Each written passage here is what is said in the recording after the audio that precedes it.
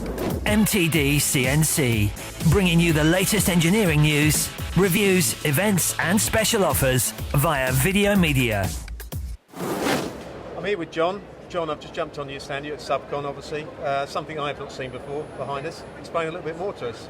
Okay, well what we're looking at here is the automated application of a previously manual use machine. So it's called a Leica laser tracker, and basically it's a very large volume, very high accuracy measuring equipment. It's used by top manufacturers in the UK for expensive large volume products like planes, trains, cars, tanks, you name it. You know, there's a lot of uses for it.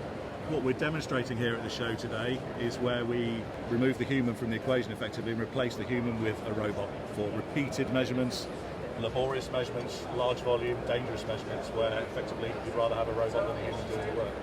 So very much automation, I suppose automotive to a certain extent.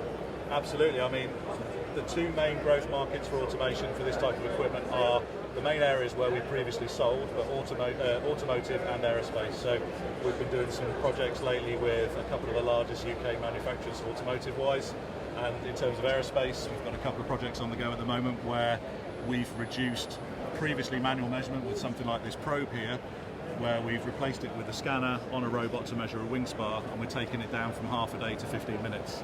And what I've learned from some of your products, that you also lease these products to companies over and above actually selling as well. Absolutely. I mean, Hexagon Metrology are not just equipment providers, we're solution providers, full turnkey packages, so we can integrate with the robots, the safety, the cell, and provide that as a complete solution to the company, not necessarily at just a capex cost, but also leased over a number of years. And this particular show, is it good to actually show this product off in reference to some of the people that are coming through the door? Yeah, we've had quite a few people come up and shown a lot of interest in the product. I think not everybody's ready to make the jump at the moment into automation, but it's certainly sowed a few seeds.